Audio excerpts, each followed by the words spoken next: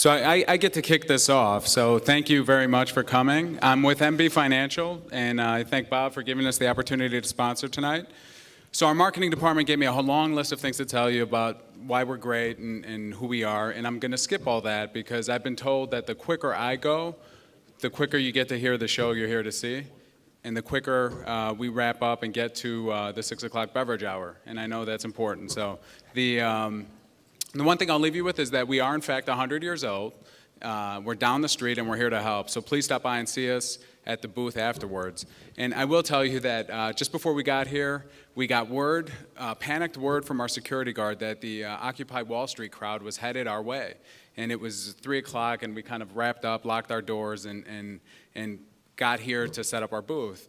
And it dawned on me that while we do have fundamental problems in the economy, and I guarantee you that our industry is partly to blame for some of it. Not us specifically, because we're not Wall Street, we're on Madison and Halstead. But the reality is it's you who's going to get us out of this. And we need to support entrepreneurs like yourselves as much as we can, because without you, we're not anywhere near getting out of the mess. So please, I turn it over to Bob, and thank you. Thank you all for being here. This is obviously not possible without you attending. And to have this actually occur, there are two groups we really have to thank. The first are all of the host organizations who make this possible.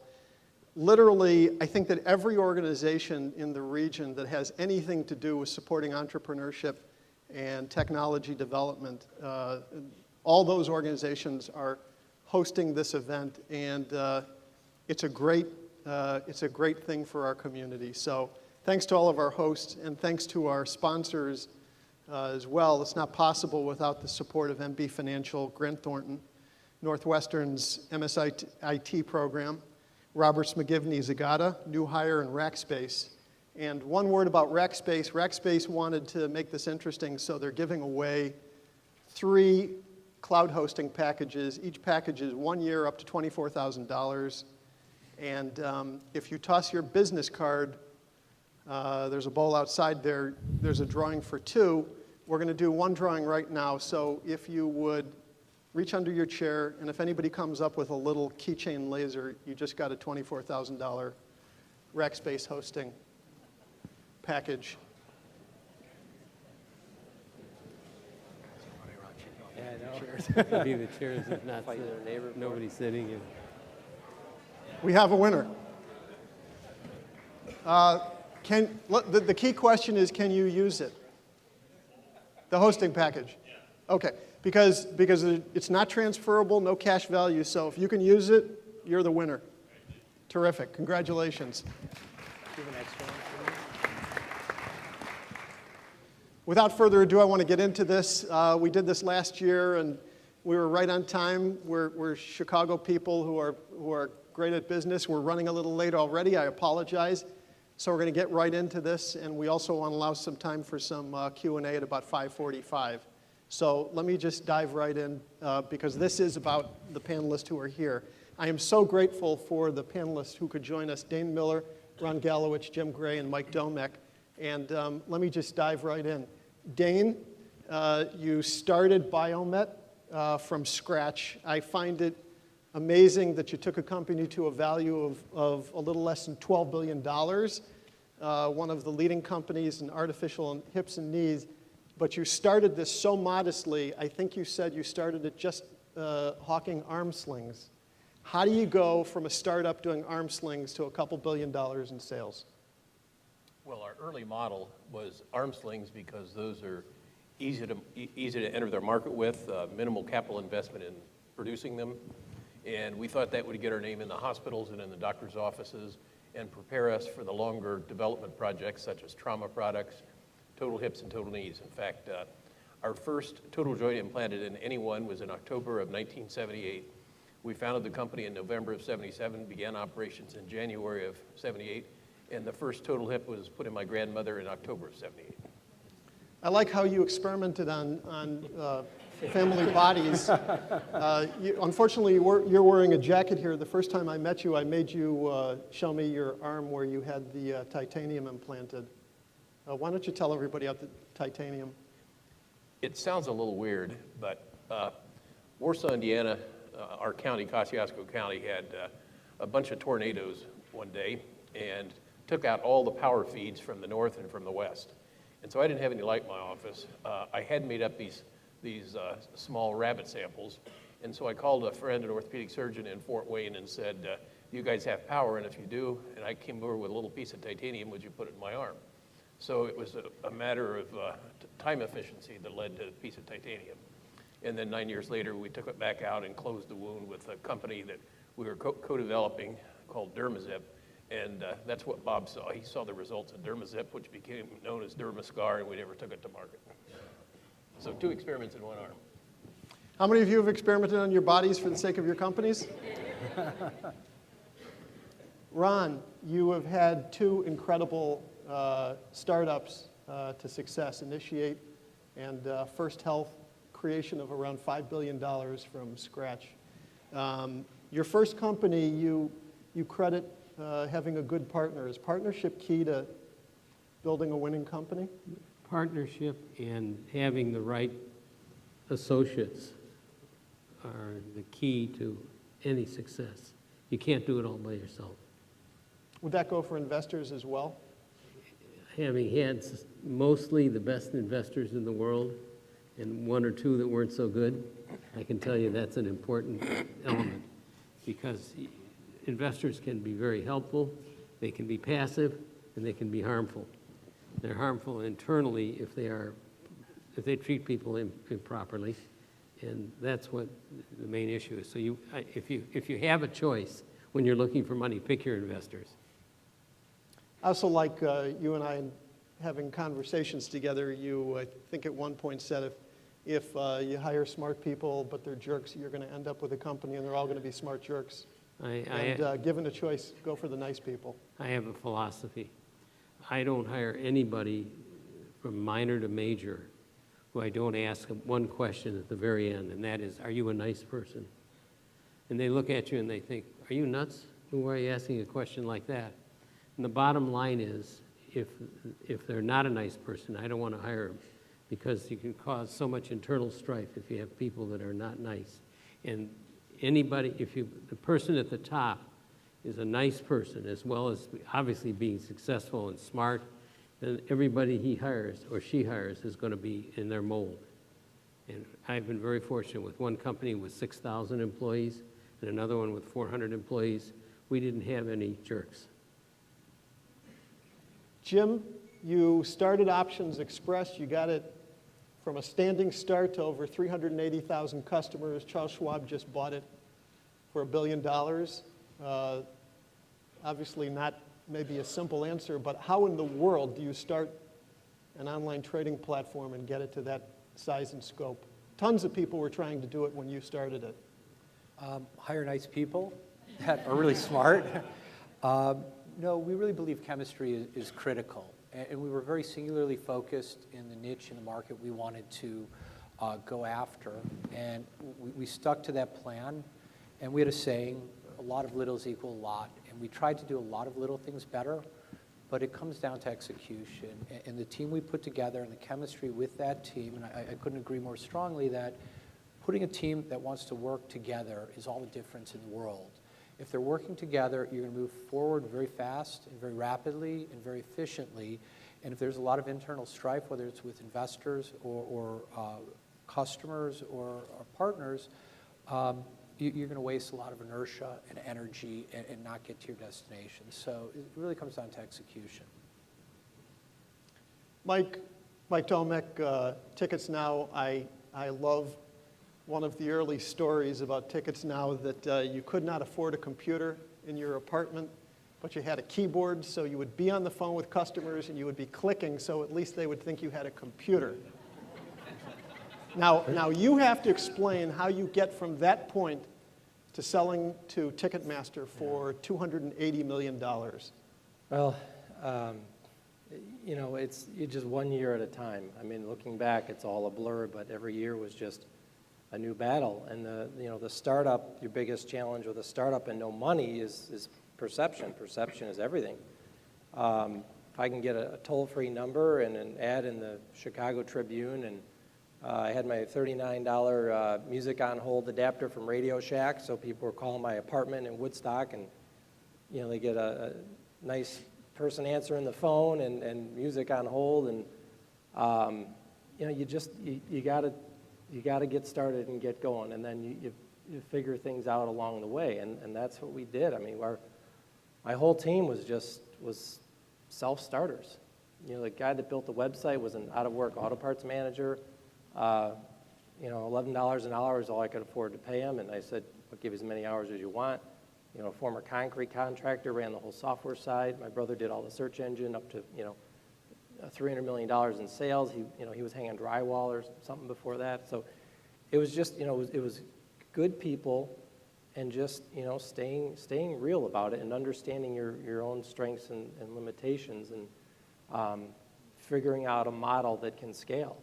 When you take your business online and you have that aha moment of, wow, this person just, ordered 6 tickets, we made $50, and we didn't have to do anything. The order just came in, it goes out to be filled, and so that's it. I mean, it's the good people, the nice people, that leads to a culture, which building an entrepreneurial company without great culture is just impossible. And then just scaling it from year to year. From 2003 to 2007, we went from 35 million in sales up to 280. And, that, when you're head down in the trenches, I mean, that's just not impressive at the time. I only look back now and say, wow, that was kind of, that was kind of cool. So it's just, it's 1 year at a time. Was there ever a crisis where you thought, oh, company ain't going to make it? Every day. Well, I deliberately took that chance a few times where I knew it, if I was wrong about something, the company wouldn't make it. But when you get bigger and bigger and bigger, and when the payroll starts to swell, I think that's when it's yourself and you're overpaying on some ads and you get hammered and you lose money. Well, then you don't do that anymore. But when you start talking about office space and people, that's when I got really worried because you just couldn't shut that down overnight. And someone said to me once, I'll never forget, he said, I'm in this big growth cycle. And he said, one day that growth is going to stop. I'm like, come on, no way. But sure enough, that happens, and that's when you've got to adjust. And that was probably the low point in the company when we had to cut back, 40, 50 employees because we were in the growth had stopped. So we had to right-size the company, and that was that was probably the low point of the company for sure. Jim, I seem to recall that there were some days where there were trading problems that had you guys concerned. Did you ever have a point where you thought the whole thing was in doubt? No, we always believed in our company and had a different vision. And I don't think we ever worried about the company going out of business. I think our metrics and our vision of what success meant was very different. We certainly had difficult business decisions to make along the way, problems with exchanges, problems with vendors, and we had to recalibrate, and the path wasn't always straight, but as Mike said, you just keep working at it, you go through it, you do it one day at a time, you do it thoughtfully, and you focus on growing the business and growing your revenues. And if you're passionate about what you do, you work hard at it, and the team is focused, you'll end up at the right destination. Ron, I want to go back to one of the things you said, because your first company, you took it to 6,000 employees. Correct. What did you find in the marketplace that you were able to exploit to get to that kind of advantage, that kind of size? We created a company that did what healthcare cost management. We did it in 1981. That was a term that was not recognized at that time. And having created an entity that was a totally new environment gave us the ability to be the best, even though we knew we would have competition from the big insurance companies. And as a result, we picked the right place to be, and we had a variety of different products that we could go into in healthcare cost management. And that, more than anything, I picked a friend to be the president and CEO of the company. I was originally the president, but I always, when I start these things, I usually keep the titles, but I try to find somebody that knows what they're doing to run the company.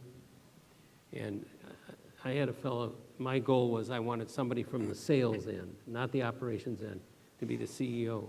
And I picked a fellow who was very strong in sales, very strong in marketing, and extremely strong in financial. And he really built the company. Dane, I'm not sure, you and I have talked a couple different times, and I don't know if, you correct me if I'm wrong, but I'm not sure for Biomet there was a point where you were in doubt about the company, but there were points where you had issues with the board. You care to talk about that at all? Sure. There certainly were several points early on where I was concerned about the survival of the company. Until we did our first mini public offering of debentures in '81, I wasn't sure what the next day or next week or month would bring. If I look back at it now, $1,250,000 wasn't a lot of money, but I felt that had probably secured our future. I think the event you're talking about, and I'll make this as brief as I can, it was a kind of a long, drawn-out process. I discovered in December of 2005 that a certain group of my outside board members had gone to Wall Street with or without the authority to do so and made a commitment to sell the company, hired an investment banking firm. Keep in mind, I've been CEO for over 28 years at this point, and I discovered it in December. It had occurred in October. I don't remember precisely my reaction, but I'm sure it wasn't very good. By March, the board of directors asked me to step down. We had a very divided board of directors, but I stepped down in late March, and my wife and I tried to talk ourselves into riding off into the sunset. I was just beyond 60 at the time, or just 60 actually, and so we spent a couple of weeks at a home in Florida, tried to convince each other that it was time to enjoy life. And at the end of the day, we kept coming back to one common theme, and that was, what about the people? And so I got a call from Bank of America who said, we put together a model we think we'd like you to look at. Would you be willing to step back in and help take the company private? And my first reaction, I went home and told my wife, where's some little biomedical engineer from the Midwest going to come up with $10 billion? And I really thought what would happen is that it would become apparent what I was attempting to do through private equity sponsorship, but it wouldn't work.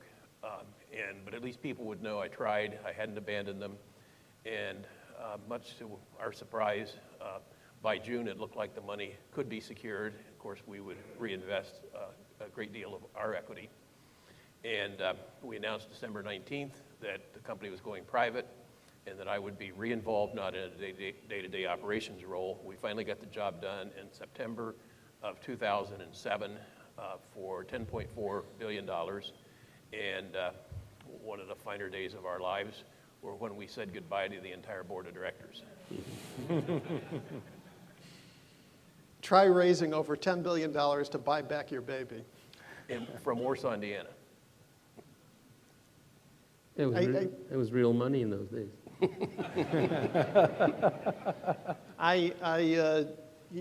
We don't make secrets about the fact that, all of you, we appreciate that, we interviewed all of you in the book, how they did it. And I wrote it because I had a chip on my shoulder, which is the feeling that the only great things in technology or biotech can be done in, Silicon Valley. And this is the proof here. And Dane, in your case, Warsaw, it was not easy to get to Warsaw. You didn't exactly locate right off of Main Expressway there. That's one of the reasons we're there. Nobody wants to visit. So you now are engaged in all kinds of other things, and we have all kinds of aspiring entrepreneurs here. We have company owners, we've got executives. In particular, your advice for aspiring entrepreneurs. Mike, what is give us both sides of this. What is the biggest mistake you see young entrepreneurs making? What's the best move you see? I think is the best advice overall is to not to follow any of the stereotypes or catchphrases that you hear out there about, not being able to get talent, all the talents in Silicon Valley. And the talent follows opportunity, period. Our CFO came in from Silicon Valley to work in Crystal Lake, Illinois, which very few, you guys may not even know where that is, but it's because we had something that was growing and ready to, to explode here, and that's where he wanted to be. He was a CFO for Ariba Software. He was one of the best CFOs in the country, and so he came out to work to us. So just, when people like to generalize, oh, it's hard and this and that, create the opportunity, and smart people are going to want to be a part of it. And just stereotypes in general. I mean, one of our biggest successes was with banner ads in the early days, 2000, 2001, and people are like, oh, banner ads don't work. It's like, well, okay, bad banner ads in the wrong places don't work, but, my thought is everything has a value. Every single thing, every piece of advertising marketing has a value. You just need to find out what that value is and then offer that. Our banner ads, they never look like banner ads. They look like search results, and we were getting, 15, 20% click-through rates. And then Google came around, and we perfected that. So we would go to the search engines. At the time, Google was not a cost per click. It was a CPM buy. And we knew our metrics, and we knew exactly what every click on every type of word on every search engine was worth to us.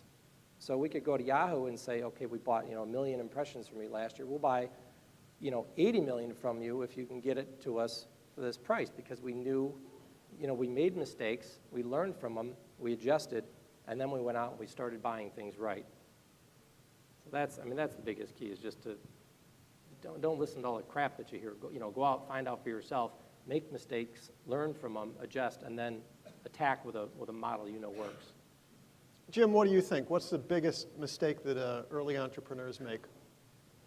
I think a lot of people don't follow their passion, and they are looking for the exit before they've even started. I think if you follow your passion, you have a vision, and you follow it, you've got a great chance for success, and the economics and everything else will follow. Today is probably the greatest time ever to be an entrepreneur. It's very easy and efficient to get to capital. Technology is out there, and it's extremely leverageable. So you can scale a business very quickly, and you can do this all with an algorithm. I mean, you've got 10-year-olds and 12-year-olds and 14-year-olds building businesses because of the technology out there today, that it's easier. You don't need big plants and equipment to do a business. So find a good business model, understand who your customer is. Don't love technology for technology's sake, but understand what its end purpose is, and make people's lives better, easier, or cheaper, and people are going to come to you. Ron, what do you see from entrepreneurs coming to you? What's the biggest mistake that you see being made by rookies? I would say before they become entrepreneurs, the real issue is recognizing that if you are going to create relationships, you're going to give yourself a leg up on becoming whatever you want to be, whether it's an entrepreneur or otherwise. People don't stop to think that they're going to see everybody coming around the corner one of these days. And the more that you can expose yourself to a variety of different opportunities at work and working overtime, not worried about am I going to get paid for every minute of my job, but learning and exposing yourself to relationships. My greatest success has been that I've been fortunate enough to create relationships that have helped me all along that I would not have had I been 9 to 5, had I not been interested. Every employee should treat it like it's their company, like they own it.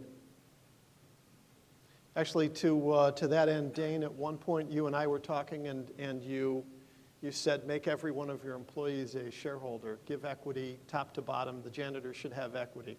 We did that in both my companies. Yes. Every employee. Yeah. An employee got hired and they were given stock options. One of the founders we interviewed, he said, don't use equity, just promise people a share of earnings in the future. What do you think of that? If your opinion is that earnings are going to be the primary return for investment in the company, that's fine. At Biomet, I think you commented early on, over a 25-year period, Biomet share price appreciated 30,000%. That's where the real money was at Biomet, and that's why we wanted our team members to be owners. I'd like to add one other little thing. I think one of the keys is to have a good company motto. Our motto at Biomet is, a fracture for you is a break for us. Okay, now hold on. That got printed in the newspaper once. That's a joke. It's purely a joke. It was never really our motto. Not a bad motto. Well, I do also have to add, everyone, if you had to think in your head, I'm going to ask you a question, just think of who pops in your head. Who is the greatest investor in the world? Who is that person? Who is it? Warren Buffett, right. Warren Buffett, over a 25-year span. USA did a study over 25 years of their life. What do you think Warren Buffett, Berkshire Hathaway, total return, 25 years, what did Warren give his shareholders? What was the gain? Anybody know? No guesses? Huh? 19,600%. What was yours? 30,000 and change. Dane was ranked number 7. Warren, 19 or 20. He's got nothing on the Midwest. Microsoft was number 8. I like that. Dane, what about for you seeing entrepreneurs? What is the biggest mistake young entrepreneurs make? Build a team. And we don't have employees at Biomet. We have team members. And I think that's critical. I believe one of the greatest business philosophers, who's better known as a singer than he is a philosopher, is Kenny Rogers. His song, The Gambler, know when to hold 'em and know when to fold 'em. And that applies to every part of your business. Your people, we have very low turnover rate at Biomet. We always have. We help people get better. We help people improve. We don't ask them to find the door. Last time we did this, at 6 o'clock, there was, I didn't leave any time for Q&A last time. And at 6 o'clock, I had this huge decision. Is the bar going to open up, or are we going to go for questions? And this time, I'm not making that mistake.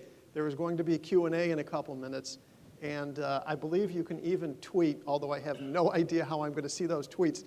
But the hashtag EntrePBash, if there's a way, Olivia, that you get questions, so you can tweet, or you can use that old traditional method of just raising your hand and standing up in a couple minutes if you want to. Does anybody have any questions? We're going to be very, yes. Sure. That's a waste of question. Malachi, that is an outstanding question. What are your thoughts on capitalism, a better model, Occupy Wall Street? No one's going to take it on. No, Ron? I'll take it on. This is a capitalistic society. There's only a few societies, capitalistic, socialistic, dictatorships. There's nothing better than a capitalistic society. A capitalistic society is based on profit. It doesn't run without profit. So all of this, the rancor over significant profit is poorly directed for people who want to live in a capitalistic society. You can have untold profits that are improper profits that ought to be spread around, but the bottom line is we forget that this is a capitalistic society and it takes profit.